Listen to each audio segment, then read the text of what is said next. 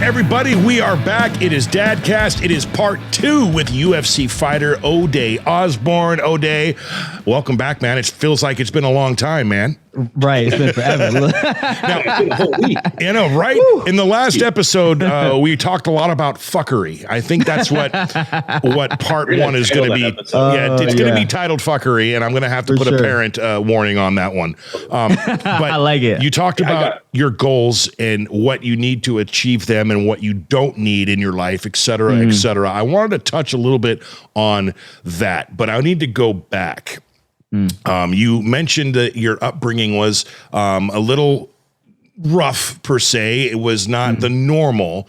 No. Was your upbringing, did that help in catapulting into your successful fight career? Is it because of your upbringing you became a successful fighter, or do they have nothing to do with each other?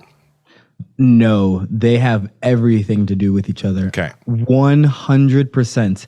I am the man I am, the fighter I am, and the future father I am because of my mother, because of my upbringing, because of all the struggles I've had to go through. It is impossible to become successful without struggling. And if you do become successful without struggling, you will fumble. Because if you don't know how to handle failure, if you don't know how to handle turmoil, if you don't know how to handle trauma, if you don't know how to handle all that shit, when it does come and hit you, you got to be ready for that, man. You got to be like a Spartan with your shield. You know what I'm saying? All of that trauma, all of that shit that you grew up with, that's your shield. That's your shield. You know, I call it the bullshit shield. It's this blocking bullshit, like ching, ching. Right. I hear this blocking bullshit. You know what I mean? So for me, everything that I've been through in my life, including all the fuck ups, you know, including all the shit that I didn't get to achieve, it has brought me here to become this person now. But it only works if you are aware and in tune to it. You can't just be like, well, you know, my childhood was fucked up, so that's why I am the way I am. No. You can't do that. That is how it's called, like I said, we make excuses for ourselves. As a society, it's something that we do. We have to analyze what happened in our childhood to get us to where we are, the way we are. And now, do we want to stay where we are? I'm a person that I'm competitive through and through. And I'm like, I hear people say this all the time. I won't change for nobody. I'm like, what? No, forget that. I'm trying to change. I'm trying to be better. I'm trying to use my childhood. I'm trying to use my upbringing to be better, you know, because I had certain traumas where, you know, I felt like nobody really cared a lot about me. Okay. You know, growing up in Jamaica, I felt like no one really cared about me. So because I had that, it internalized the fire within my brain. And I was like, you know what? I'm gonna prove to you motherfuckers that I'm deserved to be loved. Right. You know what I mean? And that catapulted me. That is what catapulted me to my success, because I felt like I wasn't loved. And not talking about my mom. My mom was in the States at the time. So she came up here to the United States 2 years prior and, you know, to work and to build a better life for me. But while I was there, like I said, those 2 years without my mom was miserable. And, you know, but it built that fire that I needed to catapult me. And it made me competitive, because I'm like, you know what? Y'all don't love me now, but shit, just watch. When did you start? When did you know that you were going to fight for a living? I didn't know that I was going to fight for a living until like my freshman year in college. Okay. But I knew, but let me tell you this. When did you know you were good at it? Well, let's fast forward. Let's rewind. I knew that I was going to be something great when I was 7. I was 7 years old, and I was in Jamaica, and the airplanes was always flying over Jamaica. And, you know, I remember at 7 years old, I talk about this all the time.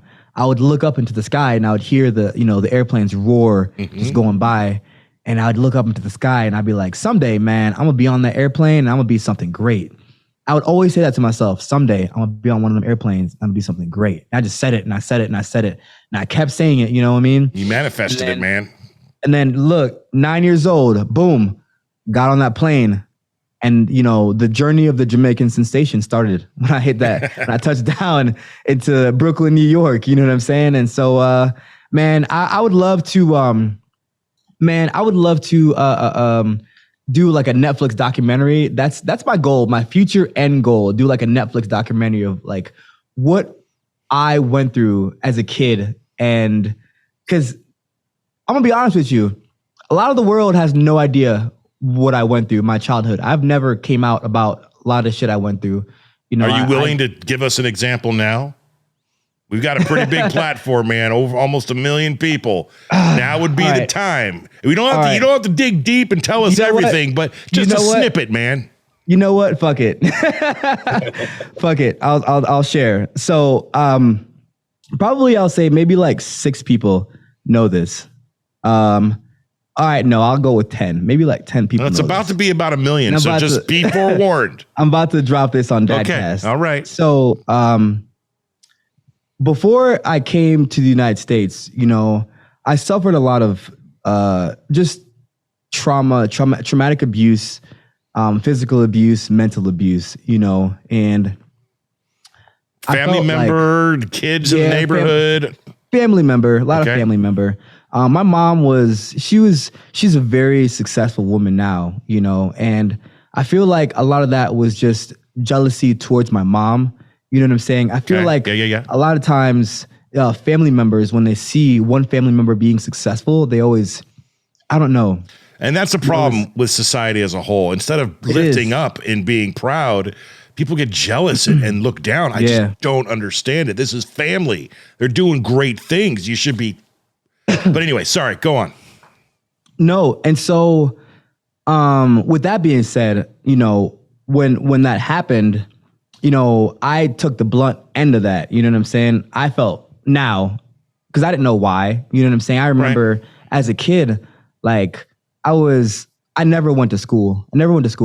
I remember I probably went to school maybe about, I don't know, a total of 20 times as a kid, you know?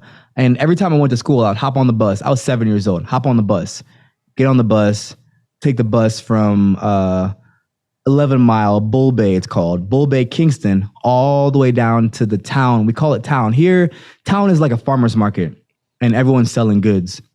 I would take the city bus all the way down to the town. I'd get off at town. I'd walk from town all the way to my school. You know, I'd do that every time. You know, I would able to get bus fare, and I'd take my bus fare, take it to town, get off the bus, walk to school. 7 years old, no joke, 7 years old. And I do the same thing on the way back, you know, get on the bus, take the bus all the way home. But because the educational system in Jamaica is so fucked, like I don't even know, man. My grandma, she had told my mom that she thought I was gifted. And I was like, I don't, what? How? But anyways, my mom said that she held me back from school because she thought school was going to ruin me or whatever the case may be. Anyways, moving forward, ended up staying with my aunt. And my aunt never really sent me to school like that. You know, I spent most of my time in the woods, and I didn't learn how to read until I was about 12 years old. So you were already in the States then? Yeah, okay. I was already in the States, and, you know, I struggled with school, everything. I remember being in class, in Jamaica, and, you know, I really wanted to go to the bathroom, and the teacher wouldn't let me. And I remember being in class, and I peed myself in class. Like, it was such a traumatic experience. I'll never forget that. You know, I peed myself in class, and it was so traumatic, man. It was so traumatic. Dude, I've got a same story, man. 7th grade, my damn science teacher, Mr. Patnod. That's how ingrained it into me. I had to take a dump, man, like bad. And I'm not trying to make this as a funny, you know, light in here. It was so painful. I had to leave, and he wouldn't let me go. And I finally I'm like, dude, I gotta go. I literally barely made it. Let's just leave it at that. But this baffles me that, you know, the teacher's not going to let a kid go. They're not, you know, anywho, sorry, go on. I share that experience with you, man. No, I appreciate that, man. I appreciate that. But But yeah, man, I remember like my aunt, she was very, very she was very strict. My mom's sister, you know, she was just kind of, I don't know why she was like this, just so mean. You know what I'm saying? Just so mean. The only time she was nice to me was when my mom would send money down for me. And she would be like sweet, like, oh, my sweet nephew, my sweet nephew. And, you know, I'd be like, oh, my aunt loves me. And I give her money. You know what I mean? Because I wanted to be loved, man. I wanted to be loved. Yeah. I wanted to be loved. So I'd be like, oh, my mom, my aunt, you know, here you go. And she give me, you know, I give her money. And, you know, it lasted for like, a day. And then she went back to being mean. But I remember when she found out that I wasn't good in math, you know, it was just like, oh man, it was so brutal. The amount of punishment I would get. I didn't know basic like times tables, like my 2 times tables and stuff like that. And, you know, I remember situations where, you know, she just hit me because I like when I, you know, every time I'd mess up, she'd hit me and, you know, she would lock me in a room and, I would, you know, and she would tell me like, I'm not, you know, when I come back, you better know your times tables. And when I say room, like we didn't have lights, we didn't have running water, nothing like that. You know what I'm saying? We had a bucket to go, you know, to piss and shit, whatever. And we did have an outhouse though. But, you know, I remember it being just so dark in that room, you know, just so dark. And it's like, how the hell did you learn anything anyway in those conditions? But man, I had to though, you know, I had to. And so I just like, I just remember crying and shaking and trying to memorize this. And I'm like, how am I supposed to even know this? Like, no one's ever taught it to me. I don't go to school that much. Like, what am I supposed to do? You know, no one taught me this shit, but I had to, you know, so I just spent those times going over it. And sure enough, I ended up learning my 2 times tables, man. And it was just like a glorious time because I was just like, oh, you know, because I was always afraid of her. You know, I was so intimidated by her. And eventually, like somebody told my mom in the States, like, your sister's, you know, abusing your son. Like, and she was pissed. So she ended up having me go to my grandma. So I ended up living with my grandma for a while. And same shit happened, man. Same shit happened. My grandma was nice to me for a while. And then she just is mean as shit. Really she didn't give me a lot. But a lot of Jamaican culture is like that. You know what I'm saying? But it kind of I guess made me feel like, damn, nobody cares about me. Right. And so I enjoyed being out in the woods. And so when it came time for me to come to the States, it was the greatest moment of my life. And my grandma that I was with, she got somebody that she knew to, you know, because in Jamaica, they profile you heavy.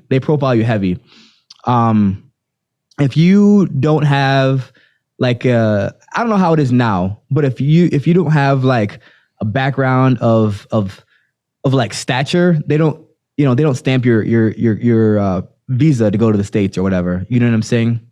So anyways, I ended up I was only supposed to come to the States for a little bit, and I don't know what was going to happen. I have no idea what was going to happen, but I just know my grandma didn't really want me around, and she didn't care what happened to me. So she met this guy that could, like, he had connections, put it that way. Okay. He had connections to getting me to the United States. Okay. And have you been, since you left as a diner, have you been in the United States since? No, actually I haven't. So this is where the story gets interesting. Oh. This is where the story gets interesting. So I can't believe I'm sharing this. So my grandma met this guy, and she pretty much paid him a bunch of money to get me up to the States. Anyways, my grandma tells my mom, like, go get your son. He's getting on a plane. My mom is like, what? You know what I mean? She gets the information, and she gets me. And I just remember, opening, like, back then, your parents could come to the gate. Like Yeah. people could come to the gate. Now it's not like that, you know. But I just remember, you know, seeing that and seeing my mom for the first time in 2 years, and it was like I literally like dropped my bags and everything and just sprinted. Like it was like a slow motion clip in the movies, man. I just sprinted to her and I gave her the biggest hug. And you know, at the time, my mom had 2 choices to make, or one choice to make. She could report it and send me back because Right.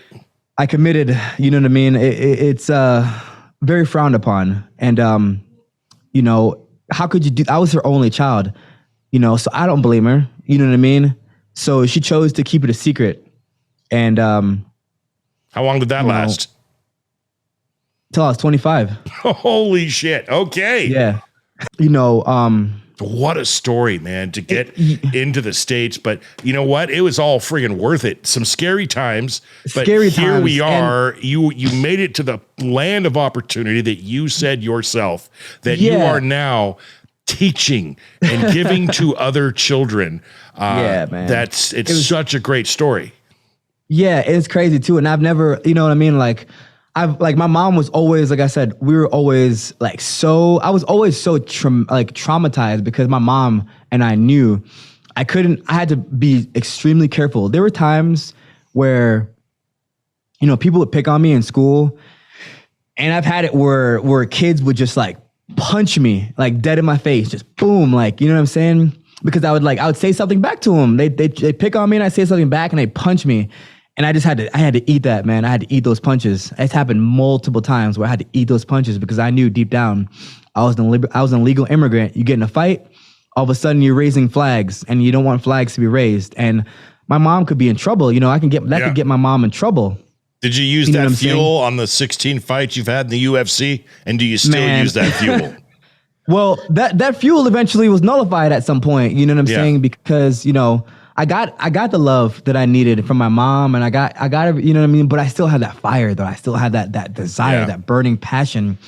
But you know, when I was here, it was hard, man, because I couldn't even get an identification card that said I was Ode Osbourne. I couldn't drive a car, so I had to lie all through high school.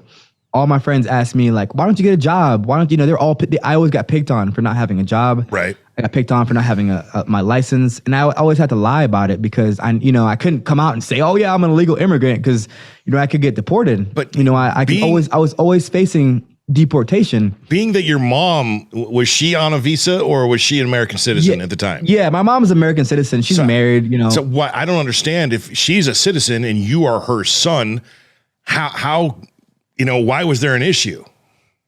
Dude, our government it's confusing that way. Okay. Because there's no way of proving that I'm Ode Osbourne. You know what I'm saying? So that's where the issue comes in. Does that make sense? Yeah. Well, so now, here's take my blood DNA test. Let's go. Seems pretty goddamn simple to me.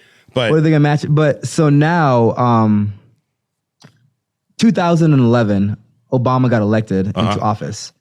And 2012, he came up with this thing called the DREAM Act, where children that were brought here that wasn't in their control, and they were brought here when they were a child and was an illegal immigrant, could now be grandfathered into what's called the DACA. The DACA stands for Dreamers. It's like a childhood of arrival. Deferred action. Right. It's called Deferred Action Childhood Arrivals. So that's what I am. I'm underneath. I'm classified as a DACA dreamer. And I have to get, you know, renewed every 2 years. But that ultimately saved my life because, you know, I ended up going to a private college, Carroll University in Wisconsin. And the only reason why I went to a private college was because I couldn't get a job. I couldn't work. And it required a social security, which I didn't have. Yeah. And private schools didn't have that. They didn't require those things. And so my mom had to pay out of pocket. You know, she was paying $500 every 2 weeks or every week out of pocket just so I can, you know, go to school. And eventually that well ran dry, you know what I mean? And we hit into a recession. I think it was 2012. I don't remember where, you know, we weren't working at the time, and you know, I couldn't go back to school. I had to drop out of school. I was in Wisconsin, and you know, I had to make a decision. Like, I was like, damn, like, you know, I don't really know what to do with my life. I can't work. I don't know where to turn. You know, that's part of why I believe I'm so heavily, I believe in God, because God has had my back since I was a kid. You know what I'm saying? Because I've always believed, always, and I didn't grow up in church. I never grew up in church, but I always grew up with this spiritual being just guiding me, you know. And so when I got to 25 years old, finally, I got an attorney, and I turned pro. I got into martial arts. So I met this guy. His name was Reese Shaner. He owned this MMA gym. And I was a year out of college. I was wrestling. I ended up making it to nationals my first year in college, defeating the #1 ranked kid in the nation in my first year of college. You know, ended up choking. Ended up realizing later on in life that the reason why I choked at a lot of these tournaments, and, you know, I would get there, right? I would always get to these big tournaments like the state tournament. I placed at state. Started wrestling when I was a freshman. I placed three times, 4th, 3rd, and 5th, 3 times at state because I had that fire, but I could never close because of what was done to me. And because I always felt like, you know what? Success isn't going to happen, and it's going to get taken away from me. So I'm just going to self-sabotage this moment, because I'd rather self-sabotage the moment than have it happen to me. Right. Because if I do it, it's easier for me to handle. You know what I'm saying? But if it happens to me out of my control, then I can't take it anymore. I can't bear that pain. I can't bear that suffering. So in those moments where I would make it to the finals, the state tournaments, I'd make it to the finals, and, you know, regional tournaments, I would self-sabotage because it was easier for me to do than have somebody else do that. Have you gotten rid of that? Oh, for sure. I've slayed that dragon. I've slayed that son of a bitch. All right. Yeah. We're getting close to the end of our time together, Ode. We mentioned in part 1 that you wanted and will, your words, become a UFC champion. Mm-hmm. When's your next fight? Are there any fights scheduled? Who is the champ right now? And because I want to know who ass is going to get kicked here in the future. I don't have any fights scheduled as of yet. How does that process work? How do you get? Are you like, hey, Dana, I need a fight. What's? It's a long process. So let me go. I'm gonna touch back on this. I'm gonna wrap up what I was saying just a few minutes ago, just for a second, and then I'll touch back on this, because this part is really important. When I met Reese Shaner, and he told me that I could train at his gym for him. He's like, I could train at his gym as long as I came and I worked and did stuff in the gym and just showed up, because he knew he knew my story. He knew I couldn't work, I couldn't do anything, and he was so supportive. And he was the first father figure that really touched me. You know what I'm saying? The first guy that saw something special in me, and he gave me everything. I came from Florida, and, you know, I was rough around the edges. And so he carefully molded and shaped me. I wasn't allowed to swear in his gym. I had to be respectful. He taught me discipline. He taught me how to drive. He taught me how to have a strong mindset. You know, he had like 5 different black belts. He was a martial artist through and through. You know, never lost a fight under him as a pro or an amateur. I think I fought for him more than I fought for myself, because he gave me love that I never had. And, you know, he gave me everything. And, you know, he ended up passing away in a motorcycle accident, my 3rd pro fight. And that crushed me. It crushed me, man. It really crushed me. I was, like I said, went from never losing a fight in my life to, you know. And so now when I search for coaches, it's almost like there's that thing that's missing, you know. And I've been from, you know, this has been my 5th gym now, and I feel like my standards are either too high for coaches, where I set I look for that thing that my first coach ever had. But it is what it is. That's not going to stop me.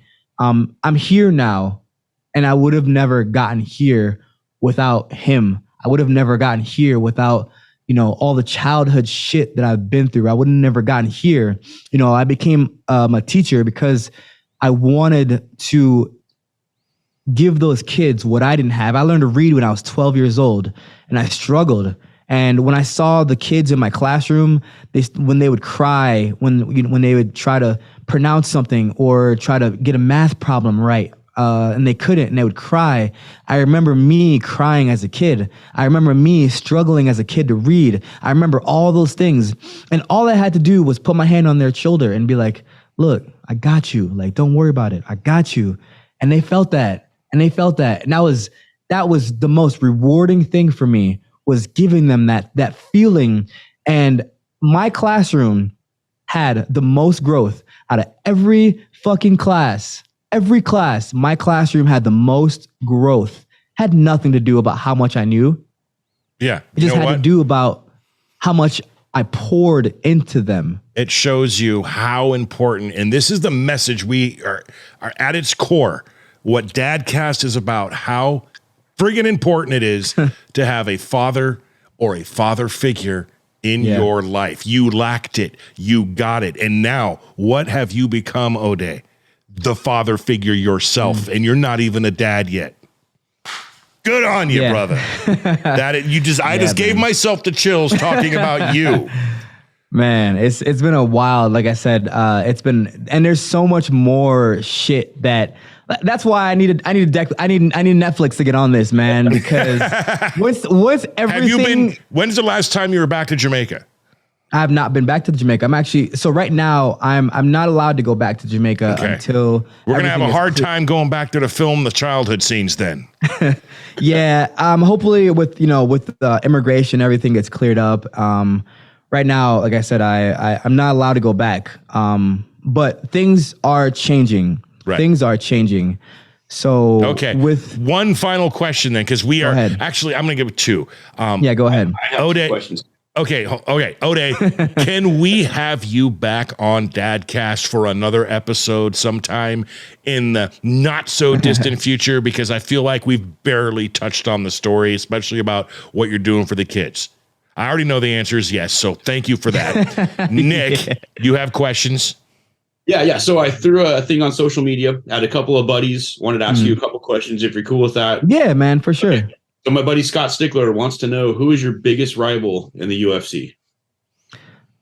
I don't have any right now. Currently, if you look up Cody Durden and I are going on. We're having a Twitter battle right now. Oh, so hopefully, if he accepts to fight me, it's gonna be war out there. And Cody Durden and I we're going at it, and on Twitter we're going back and forth, and it's gonna be entertaining, man. We're gonna entertain the fans, and it's gonna be good. I want to be ringside, man. Okay, Nick. Last one. Our buddy Ian Levin, he wanted to know, what are your thoughts on fighter compensation, and how do you feel about fighters that are parents bringing their kids to the fights? I love the fact that fighters who are parents bring their kids, because we're too soft as a society. We're very soft. Yeah. It's two extremes, right? It's like one half is not sensitive enough, and one half is just too soft. It's like we need to find that middle ground. We need to teach kids certain things. And I'm not saying bringing kids into violence. That's not what I'm saying. But introduce martial arts to children so that they can be strong-minded. It's not about fighting. It's about discipline. Yes. And that's what people have to understand. It has nothing to do with fighting, but it has everything to do with discipline. It has everything to do with making weight. It has everything to do with preparing your future and being strong-minded. So I love it when fathers or mothers bring their kids to the fights, You know what I'm saying? Because they kids need that. They need that. They need to see what the world is like. Not to an extremist standpoint, but you know what I'm saying? Yeah. And what about the compensation part? Oh, I purposely skipped that. I know you did. All right. Well, there's your answer, Ian Levin. We're not going to get it from him today, but I'll talk to him off the air and I'll let you know. All right. And the final question, and it's not what you're expecting, Nick. In the soon-to-be in production Netflix documentary series on Ode Osbourne, who is your choice to play you in that movie? Ooh. I feel like I would love if Jaden Smith played me, because I saw Pursuit of Happiness and that touched my heart, and I was like, ooh, that was me.